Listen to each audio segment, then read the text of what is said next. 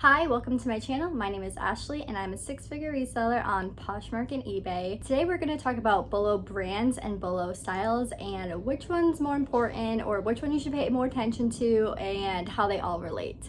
So before I get into the video, I will say I'm in a new location. I still cannot get into my other room, which is where I usually film all my other videos, and my tripod's in there. So currently right now I have my phone up on a shoe and I'm sitting on a box that could fall any minute, so just bear with me if things change or anything like that. So we're going to be talking about BOLO brands and BOLO styles today because it is such a hot topic in the reseller community. We all want to know what we should look for when sourcing, what we need to pick up in order to make sales, the most sales, fast sales, and just make money. So if you don't know what BOLO means, it stands for be on the lookout. And so essentially when someone uses this in front of a brand or a style, it just means when you're out sourcing, pay closer attention to these things.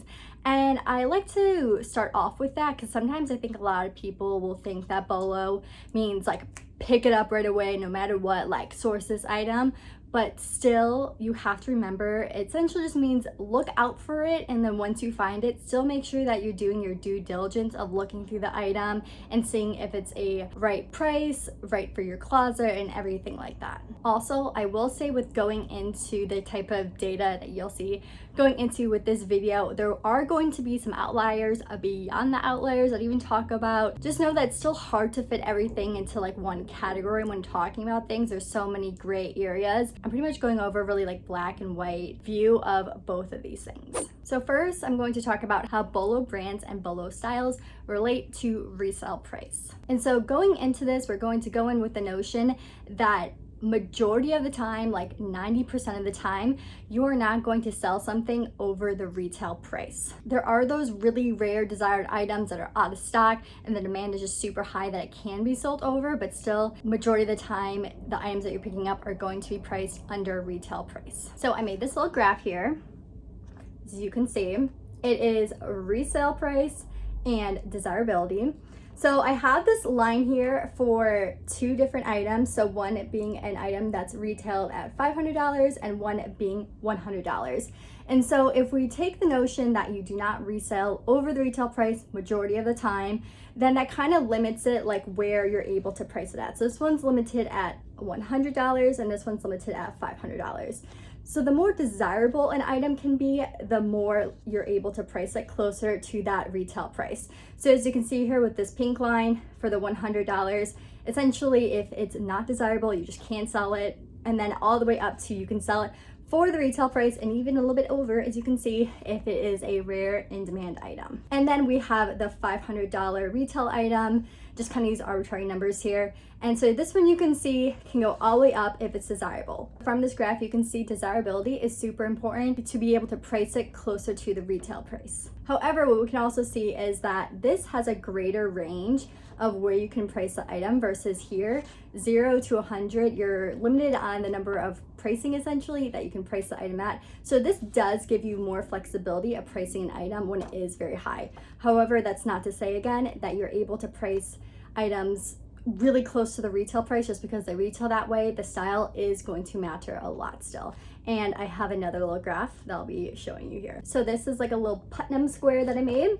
And essentially we're looking at style and brand. So the retail price and how desirable or trending it is. Because brand essentially is going to dictate the retail price and style is going to dictate how desirable it is. So we see here we have low retail and low desirability. Both of that, you'll not be able to price it very high and the turnover will be really slow and you won't sell it as fast. But if you have low retail and high desirability or good style, you're not gonna be able to sell it for as much still, but you're going to sell it faster. Then here we have high retail and low desirability. So here you're probably not gonna be able to sell it for as much money and it's still gonna take a really long time to sell. I put a little dash arrow where you could maybe make more money, and that would be if you wait a really, really long time to sell it and somehow the right buyer comes, but more than likely you're still not gonna make a lot of money and it's gonna take a long time to sell. Lastly, we have high desirability and high retail. So of course you're gonna make most money on this and it's going to sell faster.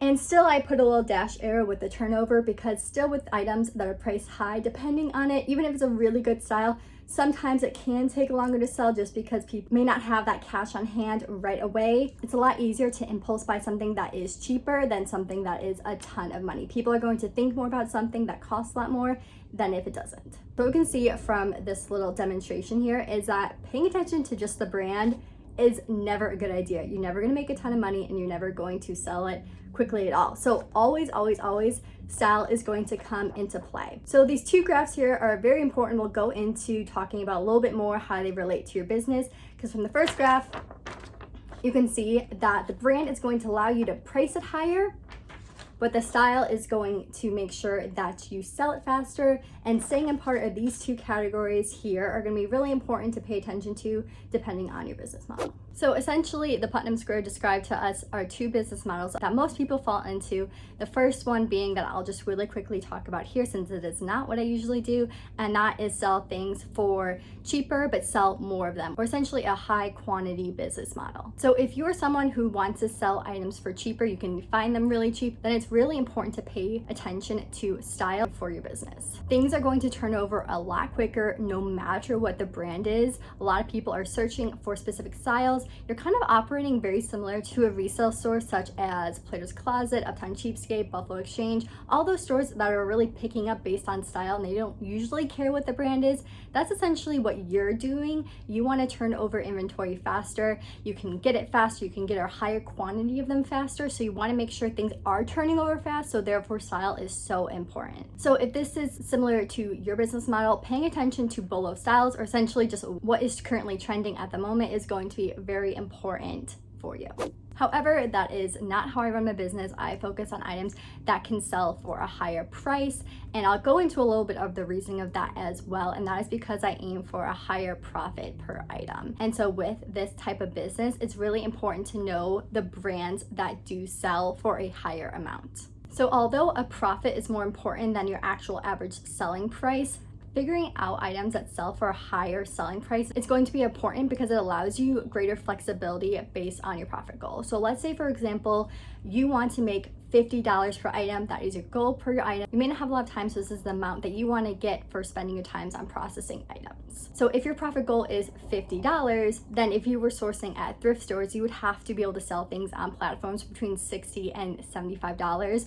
And that is really hard to find consistently when you're at the thrift store. You may be spending even extra hours doing that and just sourcing by thrifting. So you're ending up spending more time than if you were just going ahead and selling items for a lower amount but higher quantity. However, if you decrease your profit margin and you're willing to spend $30 to $40 on an item, it is so much easier to hit your profit goal and sell items for like $120 to $140 on platforms and still be able to make that $50 profit. Looking for items with a higher average selling price in terms of the brand does allow you to be more flexible in making sure that you can find items that hit your $50 profit goal. And it even just gives you more flexibility if you want to spend more money and still make that $50. Maybe you spend $60 and you want to make $50. It's just so much more flexibility than being constrained to only paying a certain amount and having to find things that are $60, $70. So if you want to raise your profit goal, then your sourcing strategy also includes paying more for items. You need to know what brands retail for a higher price, and it's not because a higher retail price means a higher resale price, but it's because you can be capped at other brands that aren't priced as high at their retail. So essentially you have to sell them under the retail, which doesn't meet your profit goal. But when you're trying to figure out these brands, that's why it's so important to also just essentially look at brands that do have an average selling price on the platforms that are higher.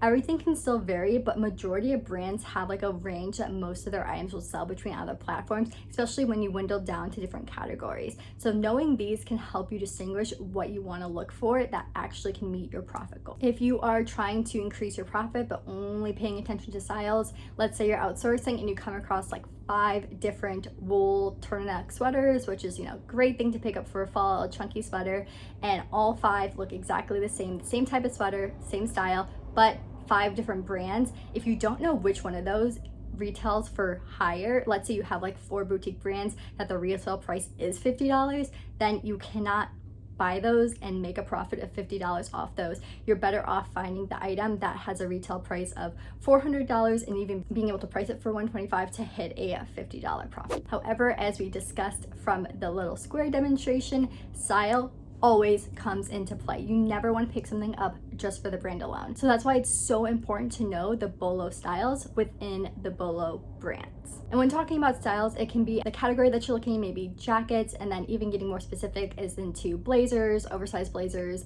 double-breasted blazers, and then be able to go down. So essentially all that goes into styles, but the more specific you can be, the better, and you'll be able to pinpoint exactly a little bit more what you can sell the item for. So both BOLO brand and BOLO styles are very important. I would say the BOLO brand is like the little parent that manages the BOLO style, but the BOLO style will always like shine through. They're the ones that go out onto the stage that will allow your item to sell quicker. So when sourcing for items, sometimes it can be hard to look at both like the brand or the style, or only pay attention to tag or in the style. And I'll say that it really depends on how you're sourcing. If you're sourcing in a way where you're sourcing by brand, then you can just screen through for the style. Let's say you're searching by style, then you can just look for the brands. When you're at a place such as a resale store that is very specifically picking up better styles, then it's a little bit better to search for the brands. That's why it's good when you're sourcing. If you can keep all the brands the same or all the styles the same, then you can essentially look for one or the other, look for the brand or look for the style. And that's essentially how I source. If I am in a type of store that has pretty much everything, bad styles, good styles, bad brands, good brands, it's a little bit of a combination of both, but I will say overall I kind of look for the styles that like stand out for me. If that style stands out, then I'll look into the brand. Or if I'm looking and the brand just like is always a winner, then I will look more to the style. But they always go play into play, so that's why it's hard and you can't really say that one is more important than the other, because when you're paying more for items, they both are really important to pay attention to. Still, there are a lot of really great brands that have like mediocre styles that may not stand out to you completely, or they might be just like really classic staple pieces that don't have any like specific style to them. So that's why it's hard to know if it's something that you should pick up. So that's why it's really important to know your brands. I've heard so many horror stories of people skipping up on certain items because they thought the brand wasn't a good brand. They didn't think that it stood out to them in any ways. And that happens a lot. There are specific items, some items in general, that don't really have anything too special, but for some reason they have like this crazy following for them. And that's why it's really important to know what these brands are. So the brand will be your foundation and then style will come. So overall they work in tandem. One is not completely better than the other, except if you're selling higher quantity, then style is going to be what you need. But I also do find that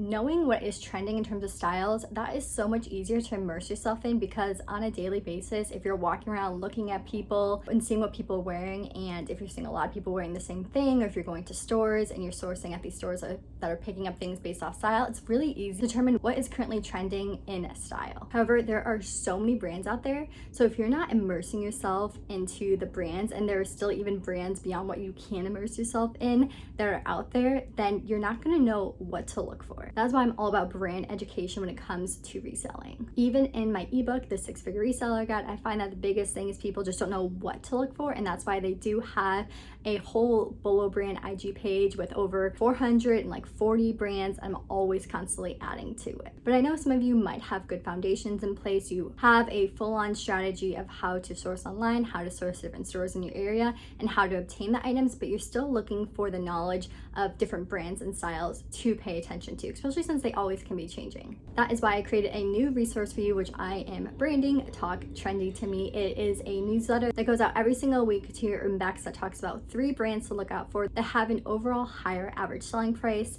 what to look out for within those specific brands, like those categories that we talked about that may be better for the brands, and then, because I know some people really like that black and white answer, what I personally would pick up based on that information. However, it's still important per item to do your research and look up the specific style, because specific styles are always going to differ. It also includes one style of an everyday brand that you may come across that is a rare style or an in-demand style at the moment to look up for. So these are going to be items that sell a lot closer to their retail price or above, and although they're still going to be rare to come across, they may be a little bit more common to find in person, such as at resale shops where they're pricing based off brand and they skip and don't price it higher based off the style. Lastly, at the end of the newsletter, there'll be a little blurb about the changes in demand of different styles and brands, good or bad. So if things are currently going on the up, in terms of trending, or if they're no longer having a higher resale price. And that will change each week depending on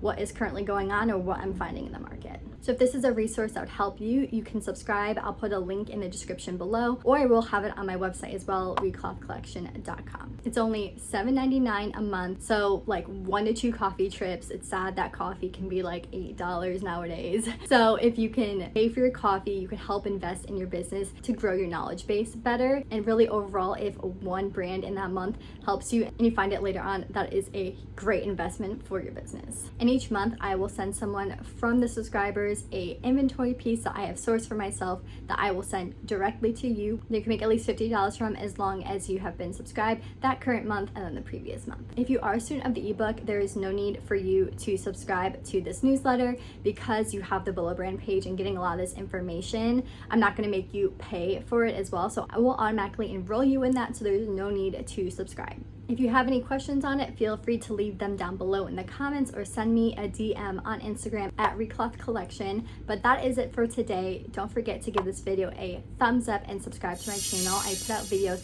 every single Wednesday, and next week is going to be a what sold video, so you will not want to miss out on that. October was a good month. It was pretty average. I haven't actually run my numbers yet, but it was pretty consistent from the past couple of months here. So overall, very happy about it, but I'm really excited to look for Q4 and kill it for the end of the year, and I hope you do too. So that's it for today, and I will see you next time. Bye.